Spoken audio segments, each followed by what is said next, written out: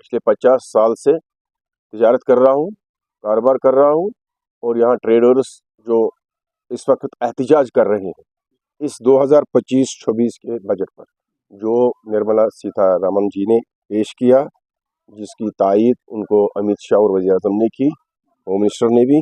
मगर हमें लगता है कि ये बजट फुल्ली बिजनेसमैन के लिए या आम आदमी के लिए ठीक नहीं है।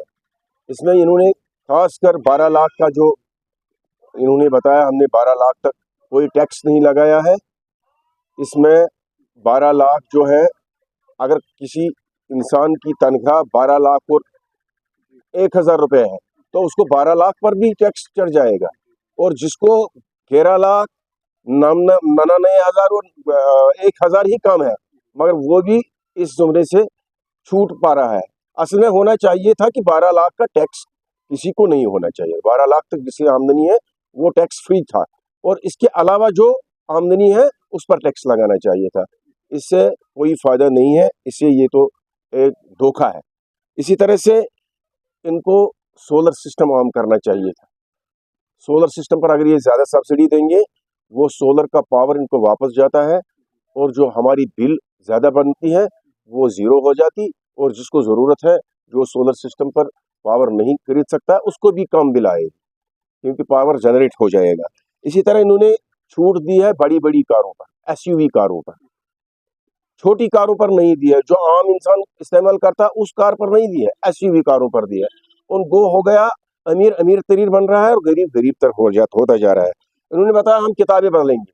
अगर ये हिंदुस्तान में किताबें बदलेंगे, जो गरीब आदमी किसी की किताब लेता था, जो 1 साल पढ़ता था, दूसरा गरीब बेचारा वो किताब दूसरे साल पढ़ता था, अब वो किताबें उसको नहीं लानी पड़ेंगी, हो गया गरीब, फिर भी इसी बेचारे को खर्च करना पड़ेगा।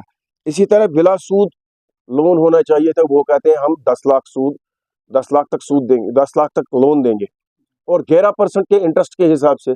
अगर वो बिला सूद ही देते तो उससे गरीब लोगों को फायदा पहुंच जाता। अगर उनको बिला सूद नहीं चलता, कम से कम इंटरेस्ट रेट बहुत कम होना चाहिए था, 5% से नीचे होना चाहिए था, और इससे गरीब को फायदा पहुंच जाता है। ये हायर क्लास को फायदा पहुंचाते हैं, मिडिल क्लास और लोअर क्लास वो तो पीछे ही जा रहे हैं। हमारी इनसे मुअद्दिबाना अपील है कि आप आवाम का पूरा सोच लें कि बिजनेस भी बढ़ना चाहिए। किसान जो लोग जो बेचारे परेशान हैं, उनका जो फसल निकल रहा है उसका रेट डाउन हो रहा है। आप देखो मार्केट में इस वक्त जो मार्केट है डाउन हो रहा है, कोई खरीदारी नहीं। क्यों?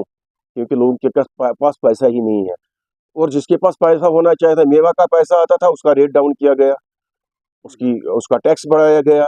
इसी तरह जो उनके सब्जियां निकलती थी, मेवा निकलता था, वहां से आ रहा था। आप देखो रेडे वाले, छापरी फरोश, उनको भी नहीं चल रहा है। जो मेवा 100 रुपए किलो था वो 20 में भी नहीं बिक रहा है। जो सब्जी 100 रुपए में बिक रही थी वो 25 रुपए में नहीं बिक रही है। इससे नुकसान ही हो गया।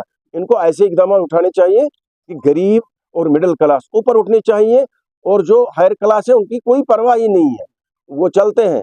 मुल्क तो उन्हीं से ये चलाते हैं जो इनको फायदे देते हैं। इनको चाहिए मुल्क चलेगा, इनका वोट है, 80% वोट जो है वो मिडिल क्लास और लोअर क्लास के पास है, उनको फायदा पहुंचना चाहिए। हम इस बजट से बेजार ही हैं, क्योंकि हमारे बिजनेस में कोई इससे कोई फर्क नहीं पड़ता। ये नीचे ही जाता है, ऊपर नहीं जाता है। इनसे इल्तिमास है कि ये इस पर नजरसानी करे, ताकि मिडिल क्लास और लोअर क्लास ऊपर जाए। हमारी यही इल्तिमास है कि ये बजट, इसमें अगर कोई तरमीम करनी चाहेंगे ये करनी चाहिए, क्योंकि इससे फायदा पहुंच सकता है जब ये चाहेंगे।